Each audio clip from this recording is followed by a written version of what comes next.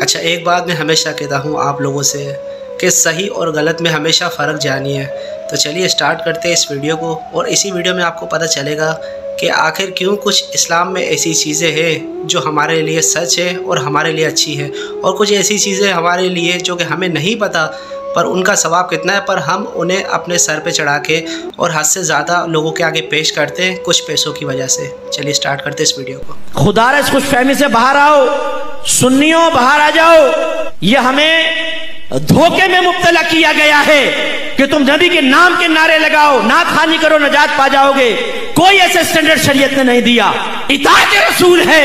میں یہ نہیں کہہ رہا ہوں نعت خوانی غلط ہے، میں یہ نہیں کہہ رہا ہوں اس پہ ثواب ملے گا، یہ ثواب نہیں ملے، نو، ثواب حاصل ہوگا، ثواب نہیں ملے گا یہ میں نہیں کہہ رہا ہوں، لیکن ان سے مطمئن ہو کے سوچنا نبی کی مانو نہ مانو ہمیں جنت مل جائے گی۔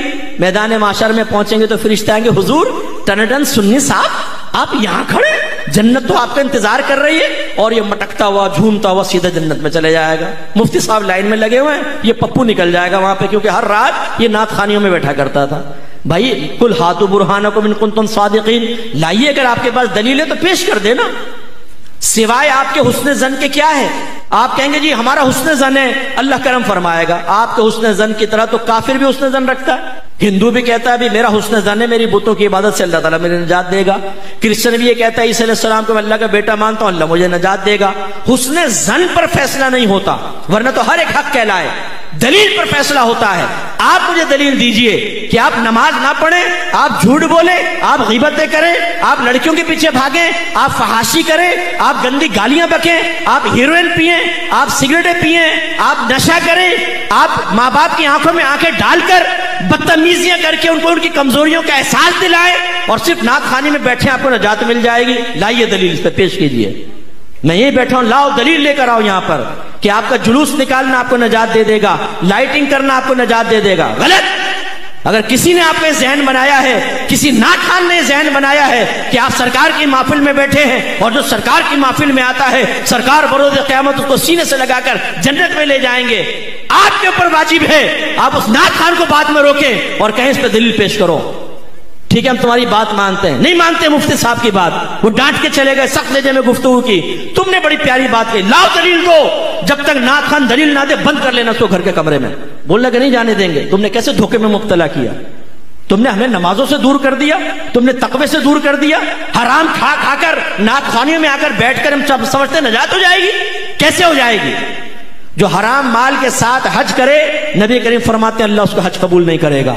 ایک روایت میں فرمایا ایک شخص ہاتھ اٹھا کر اللہ کی بارگاہ میں دعائیں کرتا ہے، گڑ گڑا کر دعا کر رہا ہوتا ہے، لیکن اللہ تعالیٰ اس کی دعا کیسے قبول کرے؟ اس لیے کہ اس کے جسم پر حرام ہے، اس کے پیٹ میں حرام ہے، تو اللہ کیسے اس کی دعائیں قبول کرے گا؟ یہ آپ کی شریعت یہ ہے۔ ہمیں خوابوں میں مبتلا کیا گیا ہے، جلوس نکالو نجات ہے، لائٹنگ کرو نجات ہے، تیجے 40ویں کرو نجات ہے، 11ویں کرو نجات ہے، تم بروز قیامت آؤ گے سرکار تمہیں بخشوا لیں گے، یقیناً میرے آقا شفاعت کریں گے، انکار نہیں۔ لیکن جب ایمان بچا کر لے گئے تو ایمان بچا کر لے گئے تو ایمان ضائع ہو گیا گناہ کر کر کے، پھر تو کافروں میں پھر شفاعت نہیں۔ اور فرض کر لیں ایمان بچا کر لے گئے اور گناہوں بھری زندگی گزاری، سرکار نے شفاعت فرمائی، یہ یقین لے کر گئے، یقین رکھیں اس کا انکار نہیں۔ لیکن کیا یہ بہت بڑی بے مروتی نہیں ہوگی کہ ہماری ہر طرح کی گندگی کے باوجود سرکار میدان معاشر میں سینے سے لگائیں؟ کیا پھر ہمیں نبی کریم کے ساتھ یہ رویہ رکھنا چاہیے؟ صرف اس بھروسے پہ کہ سرکار ہمیں بخشوا لیں گے ہم ان کی نافرمانی کرتے چلے جائیں؟ غلط بات ہے۔ یہ میں اسی لیے دل جلاتا ہوں جتنے نعت خوان جن کو آپ نے دین کا ٹھیکیدار سمجھا ہوا ہے نا کہ یہ ہمیں جنت تک پہنچائیں گے، ان سے آپ شرعی مسائل معلوم کر لیں، ان تک کو پتہ نہیں ہوگا، ان کے گھر میں ان کی ازواج کو پتہ نہیں ہوتا ہے۔ سب کی بات نہیں کر رہا ہوں لیکن اکثر کو میں جانتا ہوں۔ ویسے آ کے ایسا آپ کے سامنے شعر پڑھیں گے جیسے دین اگر انہی کے ساتھ درس چل رہا ہے، ورنہ یہ نہ ہو تو دین ہی ٹھپ ہو جائے گا۔ تکبر کا عالم یہ ہوتا ہے کہ بڑے نعت خوان کو کبھی آپ نے نہیں دیکھا ہوگا کسی عالم کا ہاتھ چومتے ہوئے، اتنے متکبر ہوتے ہیں۔ یاد رکھیں نعت خوانی فی نفسی کوئی کمال کی بات نہیں، میں دلیل سے کہتا ہوں، دعویٰ کرتا ہوں، پورا قرآن پوری حدیث ایک آیت ایک حدیث لے آئے جو نعت خوان کے فضائل پر مشتمل ہو، لے کر آئیں۔ میں بولتا ہوں، چیلنج کرتا ہوں آپ کو، میں عالم دین کے اوپر فضائل کے اوپر آپ کو سینکڑوں آیات حدیثیں پیش کر سکتا ہوں، نعت خوان پر ایک پیش کریں آپ کہ نبی کریم نے فرمایا جو نعت خوانی کرے گا، نعت پڑھے گا، اور بولتے کیا ہیں؟ سرکار نے مجھے اپنے نعت کی خدمت کے لیے منتخب کر لیا ہے۔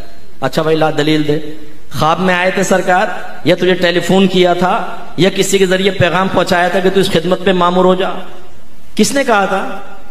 وہ آپ کو متاثر کرنے کے لیے۔ اور ہم بعض اوقات عالم اور نعت خان کو بالکل برابر کا درجہ دیتے ہیں، بلکہ بعض اوقات تو نعت خان اوپر ہو جاتا ہے، عالم نیچے ہوتا ہے۔ آپ کی مسجد کا امام وہ اگر بیٹھا ہو اور ایک مشہور بڑا نعت خان آ کر بیٹھے، آپ کا امام حقیر ہوگا، چاہے وہ عالم دین ہو، وہ نعت خان کو بڑا صوفہ دیا جائے گا، امام صاحب سائیڈ میں بیٹھے ہوں گے۔ یہ تقسیم کس نے کی ہے؟ یہ نعت خانی کو اتنا اوپر جو آپ نے چڑھا دیا ہے، جو ریاکارانہ، بعض نعت خان ریاکارانہ نعت پڑھتے ہیں، پیسے کے لیے نعت پڑھتے ہیں۔ اگر آپ ان کو پیسہ نہ دیں، آپ بلائیں نعت خان کو، بولیں پیسہ ایک بھی نہیں دیں گے، آ جائے نا، اللہ کے لیے پڑھنا، چل رہے بھاگ جا گے۔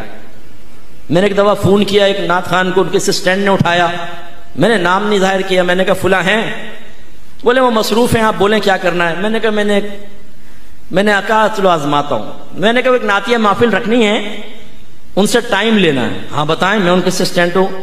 اچھا لے جاؤ، بڑا سخت اس نے رکھا ہوا نا۔ تو میں نے کہا کیا وہ کچھ پیسے سے بھی لیں گے؟ آپ کو کچھ بھی معلوم نہیں، ایک نعت خان اپنا ٹائم نکالے پیسے نہ لیں۔ میں نے کہا اچھا بھائی مجھے پتہ نہیں تھا، کون ہیں آپ؟ میں نے کہا بھائی مفتی محمد اکمل کہتے ہیں۔ ارے مفتی صاحب آپ نے پہلے کیوں نہیں بتایا؟ یار تم ابھی تو ڈانٹ رہے تھے مجھے، تم مجھے ذلیل کر رہے تھے فون کے اوپر، ابھی میں نے نام لیا تو تم نے فوراً، اگر یعنی عام آدمی ہو تو ذلیل کرو اس کو جتنا مرضی، پیسے کے بغیر تم آتے نہیں ہو۔ پیسے لے کے استنجا خانے میں جا کے لفافہ گنتے ہو، کتنے پیسے دیے، کم ہوتے ہیں تو آ کے لڑنا جھگڑنا شروع کر دیتے ہو۔ ان کو کوئی ثواب نہیں ملے گا جو پیسے کے لیے پڑھے۔ کسی نعت خان پہ بدگمان بھی نہ ہو، معذاللہ میں پرٹیکولر کو نعت خان کا نہیں کہہ رہا ہوں، لیکن میں لوگوں کے درمیان بڑا رہا ہوں۔